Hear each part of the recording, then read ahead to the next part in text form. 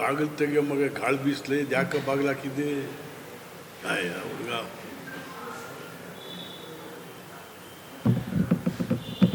ಎಲ್ಲಪ್ಪ ಇದು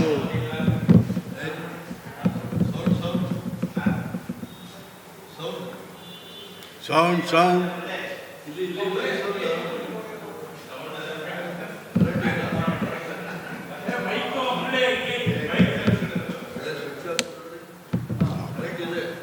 ನಾನೇ switch off ಮಾಡಿಬಿಟ್ಟಿದ್ದೀನಿ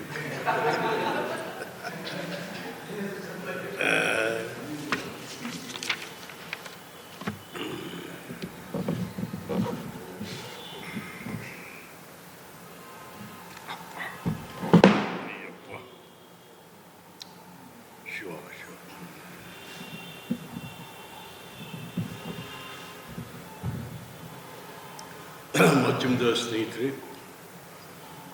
ದಯಮಾಡಿ ಕ್ಷಮಿಸಬೇಕು. 12 ಗಂಟೆ ಅಂದಿದ್ದು 12:30 ಆಗ್ಬಿಡ್ತು. ಬೇರೆ ಕಡೆ ಮಾಧ್ಯಮದವರು ಎಂಗೇಜ್ ಆಗಿರೋದ್ರಿಂದ ಬರೋ ಸ್ವಲ್ಪ ತಡ ಆಯಿತು. ಹಾಗಾಗಿ ನೀವು ಕ್ಷಮೆ ಕೇಳಿ. ಇನ್ನೂ ಭಾಳ ಜನ ಬರೋದಿತ್ತು, ಆದರೂ ನೀವು ಅವರಿಗೆ ಕ್ಯಾರಿ ಮಾಡಿದ್ರೆ ಭಾಳ ಸಂತೋಷ ಅಂತ ತಮ್ಮನ್ನು ಕೂಡ ವಿನಂತಿ ಮಾಡಿಕೊಂಡು ಮಾಧ್ಯಮದ ಸ್ನೇಹಿತರಿಗೆಲ್ಲ ಸ್ವಾಗತ. ಸ್ನೇಹಿತರೆ, ಇವತ್ತಿನಿಂದ 4 ತಂಡಗಳು ಸಿದ್ದರಾಮಯ್ಯನವರ ಮೂಢ ಹಗರಣ ಭ್ರಷ್ಟಾಚಾರದ ವಿರುದ್ಧ ತನಿಖೆ ಪ್ರಾರಂಭ ಆಗ್ತಾ ಇದೆ. ಸಿದ್ದರಾಮಯ್ಯನವರು ನಮ್ಮ ಜಿಲ್ಲೆಯವರು, ನಮ್ಮ ಜೊತೆ ಒಡನಾಟ ಮಾಡಿದಂಥವ್ರು. ನಾನು ಅವರು ಕಾಲೇಜ್ ಡೇಸಿಂದಲೂ ಕೂಡ ಒಟ್ಟಾಗಿ ಒಬ್ರಿಗೊಬ್ರು ಪರಸ್ಪರ ಅರ್ಥ ಮಾಡಿಕೊಂಡು ಬಂದಂಥವ್ರು. ಕಾನೂನು ಪದವೀಧರರು ಕೂಡ ಒಟ್ಟಿಗೆ ಆದರು, ಲಾ ಪ್ರಾಕ್ಟೀಸ್ ಕೂಡ ಒಟ್ಟಿಗೆ ಮಾಡಿದ್ರು, ಒಟ್ಟಿಗೆ ರಾಜಕಾರಣಕ್ಕೂ ಬಂದರು. ಅವರು ತಾಲೂಕು ಬೋರ್ಡ್ ಮೆಂಬರ್ ಆದರೂ ನಾನು MLA ಆದೆ. ಹಾಗಾಗಿ ನಾನು ಪರಸ್ಪರ ಗೊತ್ತಿರುವಂಥವ್ರು ಇಬ್ಬರು. ಮತ್ತು ಅವರು ಸಮಾಜವಾದದ ಹಿನ್ನೆಲೆ, ನಾವೆಲ್ಲರೂ ಕೂಡ ಸಮಾಜವಾದಿಗಳೇ. ಯಾಕೆ ನಾನು ಕೂಡ ರೈತ ಚಳುವಳಿ, ವಿದ್ಯಾರ್ಥಿ ಚಳುವಳಿ, ಜಯಪ್ರಕಾಶ್ ನಾರಾಯಣ್ ಚಳುವಳಿ, ಸಮಾಜವಾದಿ ಯುವಜನ ಸಭಾ ಇಲ್ಲೆಲ್ಲ ಕೆಲಸ ಮಾಡಿ ಬಂದಂಥವ್ರು. ಅದರಲ್ಲಿ ನಾವೆಲ್ಲ ವಿದ್ಯಾರ್ಥಿ ನಾಯಕರಾಗಿ ಬಂದಂಥವ್ರು. ಹಾಗಾಗಿ ಅಂಥ ಸಿದ್ದರಾಮಯ್ಯನಿಗೆ ಯಾಕೆ ಇಂಥ ದುಸ್ಥಿತಿ ಬಂತು ಅನ್ನೋದು ನಮ್ಮೆಲ್ಲರಿಗೂ ಭಾಳ ವಿಷಾದದ ಸಂಗತಿ. ಅದರಲ್ಲೂ ಹಿಂದುಳಿದ ಕುರುಬ ಸಮುದಾಯ, ನಾನೂರು ಕಾಳಿದಾಸ ವಿದ್ಯಾರ್ಥಿ ನಿಲಯದಲ್ಲಿ ಸಿಲ್ಕ್ ವಿಲೇಜ್ ಇರುತ್ತೆ. ಹಾಗೆ ಕಾಳಿದಾಸ ವಿದ್ಯಾರ್ಥಿ ಬಳಗ ಅಂತನ್ನು ಮಾಡಿ ಸಮಾಜದ ವಿದ್ಯಾರ್ಥಿಯನ್ನು ಒಂದುಗೂಡಿಸ್ತಾ ಇತ್ತು. ಹಲವಾರು ವಿಚಾರಗಳಲ್ಲಿ ಹಿಂದುಳಿದವರ ಪರವಾಗಿ, ಕುರುಬ ಸಮುದಾಯದ ಪರವಾಗಿ ಮತ್ತು ದೇವರಾಜರ ಪರವಾಗಿ ಕೆಲಸ ಮಾಡಿದಂಥವು. ಆದರೆ ಇವತ್ತು ಈ ಪರಿಸ್ಥಿತಿಯನ್ನು ನೋಡಿದ್ರೆ ಸಿದ್ದರಾಮಯ್ಯ ಯಾಕೆ ಹಿಂಗಾದರು, ನಮಗೆ ಒಂಥರ ಮನಸ್ಸಲ್ಲಿ ವೇದನೆ ಇತ್ತು. ಶೆಫರ್ಡ್ಸ್ ಇಂಡಿಯಾ ಇಂಟರ್ನ್ಯಾಷನಲ್ ಅದರಿಂದನೂ ಕೂಡ 2023ಯಲ್ಲಿ ಕಳೆದ ವರ್ಷ ಅಕ್ಟೋಬರ್ ತಿಂಗಳಲ್ಲಿ ಬೆಳಗಾವಿಯಲ್ಲಿ ದೊಡ್ಡ ಅಧಿವೇಶನ ಕರೆದು ನಾನೇ ಅದರ ಅಧ್ಯಕ್ಷ. ಸಿದ್ದರಾಮಯ್ಯನಿಗೆ ಒಂದು ರಾಷ್ಟ್ರೀಯ ಸನ್ಮಾನ ಕೂಡ ಮಾಡಿತ್ತು. ಅವತ್ತು ರಾಜ್ಯಪಾಲರುಗಳು, ಈ ದೇಶದ ಭಾಳಷ್ಟು ಜನ MP ಗಳು, ಕೇಂದ್ರ ಸಚಿವರುಗಳು, ಸಮಾಜದ ಹಿರಿಯ ಬಂದು ಇಡೀ ದೇಶದಾದ್ಯಂತ ಅವತ್ತು ಬಂದು ಅವರ ಸಮಕ್ಷಮದಲ್ಲಿ ಈ ಸಿದ್ದರಾಮಯ್ಯನವರಿಗೆ ನಾವು ರಾಷ್ಟ್ರೀಯ ಸನ್ಮಾನವನ್ನು ಕೂಡ ಮಾಡಿಕೊಟ್ಟು. ಹಾಗಾಗಿ ಇವತ್ತಿನ ಈ ಪರಿಸ್ಥಿತಿಯೆಲ್ಲ ನೋಡ್ತಾ ಹೋಗೋದು ಅಂತಂದರೆ ಮನಸ್ಸಿಗೆ ಭಾಳ ಒಂದು ರೀತಿ ವೇದನೆ ಆಗ್ತಾ ಇದೆ. ಹಾಗಾಗಿ ಸಿದ್ದರಾಮಯ್ಯನವರು ಮತ್ತು ಯೋಚನೆ ಮಾಡಬೇಕು, ಮತ್ತು ಯೋಚನೆ ಮಾಡಬೇಕು.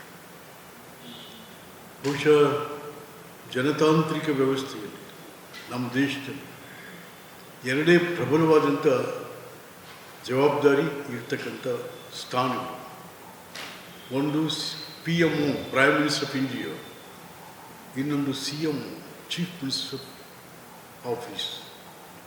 ಇಂಥ ಬಹಳ ದೊಡ್ಡ ಅಧಿಕಾರದಲ್ಲಿ ತಮ್ಮನ್ನು ಈ ನಾಡಿನ ಜನರು, ಈ ಜಿಲ್ಲೆಯ ಜನರು, ಎಲ್ಲ ಜಾತಿ ಜನಾಂಗ ಧರ್ಮ ಭಾಷಿಕರು ನಿಮ್ಮನ್ನು ಆಶೀರ್ವಾದ ಮಾಡಿ ಬಂದರು. ಆದರೆ ಅವರಿಗೆಲ್ಲೂ ಅವ್ರ ಆಶೀರ್ವಾದಕ್ಕೆ ನೀವೇ ಪೆಟ್ಟು ಕೊಟ್ಬಿಟ್ರಾ, ನೀವೇ ಅವರಿಗೆ ಅವಮಾನ ಮಾಡ್ತಾ ಇದ್ದೀರಾ ಅಂತ ಎಲ್ಲೋ ಅನ್ನಿಸ್ತಾ ಇದೆ. ಆದರೂ ಸಿದ್ದರಾಮಯ್ಯನವರೇ, ನಾನು ಪ್ರಥಮವಾಗಿ ನಿಮ್ಗೆ ಹೇಳಿದೆ, ಮಾಧ್ಯಮದ ಸ್ನೇಹಿತರೆಲ್ಲ ಇಲ್ಲೇ ಇದೆ, ಮೂಡ ಗೇಟಲ್ಲಿ ಕೂತ್ಕೊಂಡು ನಾವು ಪ್ರೆಸ್ ಮೀಟ್ ಮಾಡ್ತೀವಿ. ಮೂಡ ಗೇಟಲ್ಲಿ ಕೂತು ಪ್ರೆಸ್ ಮೀಟ್ ಮಾಡಿ ಆಗಲೂ ಕೂಡ ನಾನು ನಿಮ್ಮನ್ನು ರಿಕ್ವೆಸ್ಟ್ ಮಾಡಿಕೊಂಡೆ, ಸಿದ್ದರಾಮಯ್ಯನವರೇ, ಯಾರೋ ನಿಮ್ಮ ಆಪ್ತ ಸಹಾಯಕರಿಂದ ಏನೆಲ್ಲ ನಡೆದೋಗಿದೆ ಮತ್ತು ಅರ್ಬನ್ ಡೆವಲಪ್ಮೆಂಟ್ ಮಿನಿಸ್ಟ್ರಿನ ಒಂಥರ ಹುಡುಗತನ, ಎಳಸ್ತನ, ಅನನುಭವ ಇವೆಲ್ಲ ನಿಮ್ಮನ್ನೆಲ್ಲೋ ತೊಗೊಂಡು ಹೊಟ್ಟೋಗಿದೆ. ದಯವಿಟ್ಟು 14 ಸೈಟ್ಗಳನ್ನ ನಿಮ್ಮ ಶ್ರೀಮತಿಯವರ ಹೆಸರಿಗೆ ಏನು ಬಂದಿದೆ ಅದನ್ನು ಸರೆಂಡರ್ ಮಾಡಿ ಒಂದು ಎನ್ಕ್ವೈರಿಗೆ ತಾವು ಆರ್ಡರ್ ಮಾಡಿ. ಎನ್ಕ್ವೈರಿ ಆದರೆ ಭಾಳ ಜನ ಸಿಕ್ಕಾಕೋತಾರೆ, ಭಾಳ ಜನ ಭಾರಿ ದೊಡ್ಡ ಮನುಷ್ಯರೆಲ್ಲ ಸಿಕ್ಕಾಕೊಂಡ್ಬಿಡು. ಆದರೆ ನೀವು ಅವರನ್ನು ಸೇಫ್ ಗಾರ್ಡ್ ಮಾಡಲಿಕ್ಕೆ ಹೋಗಿ ನೀವಿವತ್ತು ಸಿಕ್ಕಾಕೊಂಡು ನಡ್ತಾ ಇದ್ದೀರಿ. ನನಗೆ ಗೊತ್ತಾಗಲಿಲ್ಲ ಯಾತಕ್ಕೆ ಇರುವಂಥದ್ದು, ಯಾರಿಂದ ನೀವು ಸೇವ್ ಮಾಡಲಿಕ್ಕೆ ಹೋದ್ರಿ, ಯಾಕಾಗಿ ಸೇವ್ ಮಾಡಲಿಕ್ಕೆ ಹೋದ್ರಿ, ನೀವು ಏನಂತ ದರ್ದ್ ನಿಮ್ಗೇನಿತ್ತು ಅಂತಕ್ಕಂಥ. ಹಾಗಾಗಿ ಇವತ್ತಿದೆಲ್ಲ ದಾಟಿ ರಾಜಭವನ, ರಾಜ್ಯಪಾಲರು, ಹೈಕೋರ್ಟ್, ಜನಪ್ರತಿನಿಧಿಗಳ ಸಭೆ ಇವೆಲ್ಲ ದಾಟಿ ಇವತ್ತಿನ ದಿವಸ ಕೋರ್ಟ್ ಇವೆಲ್ಲ ದಾಟಿ ಎಲ್ಲಿ ಬಂದಿದ್ದೀವಿ? ಈಗ ಲೋಕಾಯುಕ್ತ ತನಿಖೆ ತನಕ ಬಂದಿದ್ದೀವಿ. ಲೋಕಾಯುಕ್ತ ತನಿಖೆ ತನಕ 4 ತಂಡಗಳು ತಮ್ಮ ಕಾರ್ಯಭಾರವನ್ನು ಪ್ರಾರಂಭ ಮಾಡಿದ್ದಾರೆ. ನಾನಾದರೂ ಕೂಡ ಲೋಕಾಯುಕ್ತದವರಿಗೆ ವಿನಂತಿ ಮಾಡುವಂಥದ್ದು, ಕರ್ನಾಟಕದ ಪೊಲೀಸರು ಅಂದರೆ ಅವರ ಪ್ರತಿಷ್ಠೆ, ಅವರ ಪ್ರಾಮಾಣಿಕತೆ, ಅವರ ದಕ್ಷತೆ ಇವೆಲ್ಲವೂ ಕೂಡ ದೇಶಕ್ಕೆ ಹೆಸರಾದಂಥದ್ದು. ಕರ್ನಾಟಕದ ಪೊಲೀಸರು ಅಂತ ಹಲವಾರು ದೊಡ್ಡ ಇನ್ವೆಸ್ಟಿಗೇಷನ್ಗಳನ್ನು ಮಾಡಿರೋಂಥವ್ರು. ನಾನು ನಿಮ್ಮನ್ನು ವಿನಂತಿ ಮಾಡ್ತಾ ಇದ್ದೀನಿ, ನಮ್ಮ ಲೋಕಾಯುಕ್ತ ಪೊಲೀಸರಿಗೆ ಯಾವುದೇ ಶಿಫಾರಸುಗಳಿಗೆ ಒಳಗಾಗ್ದೇನೆ, ಯಾವುದೇ ಆಮಿಷಗಳಿಗೆ ಒಳಗಾಗದಿರೇ ದಯಮಾಡಿ ಪ್ರಾಮಾಣಿಕವಾಗಿ ಇದನ್ನು ತನಿಖೆ ಆಗಬೇಕು. ಯಾರೇ ಆಗಲಿ ನಿಜ, ಇವತ್ತು ಮುಖ್ಯಮಂತ್ರಿಗಳು ತನ್ನದೇ ಅಧೀನಾಧಿಕಾರಿಗಳ ಮುಂದೆ ಕೈ ಜೋಡಿಸಿ ನಿಲ್ಲುವಂಥ ಸ್ಥಿತಿ ಬಂದಿರುವಂಥದ್ದು ಯಾರಿಗೂ ಬರಬಾರ್ದು. ನಾಡಿನ ಮುಖ್ಯಮಂತ್ರಿ, ನಾಡ ದೊರೆ ತನ್ನ ಅಧೀನಾಧಿಕಾರಿಗಳು ಪೊಲೀಸರ ಕೈಕಟ್ಟಿ ಕುಳಿತು ಇದನ್ನು ಫೇಸ್ ಮಾಡಬೇಕಾದಂಥ ಪರಿಸ್ಥಿತಿ ಬಂತಲ್ಲ, ಯಾರೂ ಕಾರಣರಲ್ಲ. ನೀವೇ, ನಿಮ್ಮ ಆಪ್ತರುಗಳೇ ಇದಕ್ಕೆ ಕಾರಣರಾದಂಥವು, ಬೇರೆ ಇನ್ಯಾರೋ ಸಿದ್ದರಾಮಯ್ಯನವರು, ಇನ್ಯಾರೋ. ಹಾಗಾಗಿ ಪೊಲೀಸ್ನಲ್ಲಿ ಜನ ಇಟ್ಟಿರುವಂತಕ್ಕ ನಂಬಿಕೆ ಎಲ್ಲೂ ಕೂಡ ಹುಸಿಯಾಗದಿರಲಿ ಅಂತ ಕೇಳಿ ನಾನು ವಿನಂತಿ ಮಾಡ್ತಾ ಇದ್ದೀನಿ. ಇಲ್ಲಿ ಒಂದು ಈಗ SP ಇದ್ದಾರೆ, ಇಲ್ಲಿ ಇಸ್ ಗುಡ್ ಲೋಕಾಯುಕ್ತ, ಆದರೆ IG ಇದ್ದಾರೆ ಬಾಲಸುಬ್ರಹ್ಮಣ್ಯ ರಾವ್ ಅಂತೇಳಿ. ನಮಗೇನೋ ಸ್ವಲ್ಪ ಡೌಟ್ ಇದೆ ಅವರು, ಯಾಕೆಂದರೆ ಅವರು ಕೆಂಪೈನ ಶಿಷ್ಯ, ಅವರು ರಿಟೈರ್ಡ್ IG ಕೆಂಪೈನ ಶಿಷ್ಯ. ಅವರು ಇಲ್ಲೇ ಇದ್ದರು, ಬಾಲಕೃಷ್ಣ ರಾವ್. ಬಾಲಸುಬ್ರಹ್ಮಣ್ಯ ರಾವ್ ಇಲ್ಲೇ ಇದ್ದರು, ಮೈಸೂರು ಕಮಿಷನರ್. ಹಾಗಾಗಿ ನಾನು ಕೂಡ ಸರ್ಕಾರನ ಹೋಮ್ ಡಿಪಾರ್ಟ್ಮೆಂಟ್ನ ಚೀಫ್ ಸೆಕ್ರೆಟರಿನ ಒತ್ತಾಯ ಮಾಡ್ತಾ ಇದ್ದೀನಿ, ಡಿ ಜಿನೂ ಒತ್ತಾಯ ಮಾಡ್ತೀನಿ, ದಯಮಾಡಿ ಈ ಬಾಲಸುಬ್ರಹ್ಮಣ್ಯ ರಾವ್ ಬದಲಾವಣೆ ಮಾಡಿ, ಅಲ್ಲಿ ಯಾರು ಸೂಕ್ತವಾದಂಥ ವ್ಯಕ್ತಿ ಹಾಕಿ, ಸ್ವಲ್ಪ ಖಡಕ್ ಆಗಿರ್ತಕ್ಕಂಥ ಒಬ್ಬ ಅಧಿಕಾರಿಯನ್ನು ಹಾಕಿ.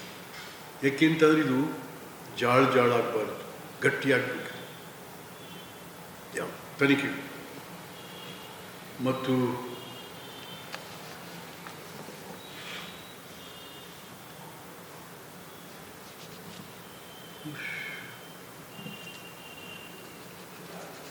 ಸಿದ್ದರಾಮಯ್ಯನವರು ತಾವು ಲಾಯರ್ ಆಗಿ ಕೆಲಸ ಮಾಡಿರೋರು, ತಾವು ಹೇಳ್ತಾನೆ ಇರ್ತೀರ, ನಾವು ಲಾಯರ್ ಆಗಿದ್ದೇವೆ, ನಾನು ಲಾಯರ್. ಈಶಾ, ನೀವು ಲಾಯರಾಗಿ ಕೆಲಸ ಮಾಡಿದ್ದೀರಾ, ನಿಮ್ಮ ಜೊತೆ ನಾವು ಲಾಯರ್ಗಳಾಗಿ ಕೆಲಸ ಮಾಡಿದ್ದೀವಿ. ಬಟ್ ನನಗೆ ಅರ್ಥ ಆಗ್ತಾ ಇಲ್ಲ, ಇವತ್ತು ಇಡೀ ರಾಜ್ಯದಲ್ಲಿ, ದೇಶದಲ್ಲಿ ದಿ ಬೆಸ್ಟ್ ಜಡ್ಜ್ ಅಂತ ಹೆಸರು ನಾಗಪ್ರಸನ್ನ, ನಮ್ಮ ಜಿಲ್ಲೆಯವರು, ಮೈಸೂರು ಜಿಲ್ಲೆಯವರು, ಎಂಥ ಜಡ್ಜ್ಮೆಂಟ್ ಕೊಟ್ಟಿದ್ದಾರೆ ಇದ್ರ ಬಗ್ಗೆ. ಹಾಗಾದರೆ ಅದರ ಮೇಲೆ ನಿಮಗೆ ನಂಬಿಕೆ ಇಲ್ವಾ? ಕೋರ್ಟ್ಗಳ ಮೇಲೆ, ನ್ಯಾಯಾಧೀಶರುಗಳ ಬಗ್ಗೆ ನೀವು ನಂಬಿಕೆ ಕಳ್ಕೊಂಡ್ಬಿಟ್ಟಿದ್ದೀರ. ದೀಪ ಕೂಡ ಲಾಯರ್ ಆಗಿರೋರು ಹೇಳ್ತಾನೆ ಇರ್ತೀವಿ, ನಾವು ಲಾಯರ್ ಅಂತ. ಅವ್ರ ಮೇಲೆ ನಂಬಿಕೆ ಕಳ್ಕೊಂಡ್ಬಿಟ್ಟಿದ್ದು, ಅಥವಾ ನೀವು ಆ ಜಡ್ಜ್ಮೆಂಟ್ ಓದೇ ಇಲ್ಲ. 194 ಪುಟಗಳ judgement, one of the best judgement. I read all the 194 pages. ಎಲ್ಲ ಆ್ಯಂಗಲ್ಲೂ ಕೂಡ ಚರ್ಚೆ ಆಗಿದೆ, ಎಲ್ಲ ಆ್ಯಂಗಲ್ಗಳಲ್ಲೂ ಕೂಡ ಚರ್ಚೆ ಮಾಡಿದ್ದಾರೆ. ಅಂಥದ್ದು ನೀವು ಇಟ್ಕೊಂಡು, ಅದರಲ್ಲೇ ಹೈಕೋರ್ಟ್ ಹೋದವ್ರು ಯಾರು? ಬೇರೆ ಯಾರೂ ಅಲ್ಲ, ನೀವೇ ಹೈಕೋರ್ಟ್ ಹೋಗಿ ನೀವೇ ಕೈ ಕಟ್ಟಿಸ್ಕೊಂಡ್ರಿ. ಅಲ್ಲಿ ನೀವು ಲೋಕಾಯುಕ್ತಕ್ಕೋ CODಗೋ ಯಾವುದಕ್ಕೂ ಹೋಗಿಲ್ಲ, ನೀವೇ ಹೋಗಿರೋದು ಹೈಕೋರ್ಟ್ಗೆ. ನಿಮ್ಮ ಅಪೀಲ್ ಮೇಲೇ ಜಡ್ಜ್ಮೆಂಟ್ ಬಂದಿರೋಂಥದ್ದು, ನಿಮ್ಮ ಅಪೀಲ್ ಮೇಲೆ ಜಡ್ಜ್ಮೆಂಟ್ ಬಂದಿರೋದು. ಹಾಗಾದರೆ ಎಲ್ಲೋ ಕಳ್ಕೊಂಬಿಟ್ಟ ನೀವು ಕರ್ನಾಟಕ ರಾಜ್ಯದ ನ್ಯಾಯಾಲಯಗಳು ಮತ್ತು ನ್ಯಾಯಾಧೀಶರ ಪ್ರಾಮಾಣಿಕತೆಯ ಬಗ್ಗೆ. Are you in doubt, Mr. Siddaramaiah, with the sincerity and integrity of your presiding officers to the court? No.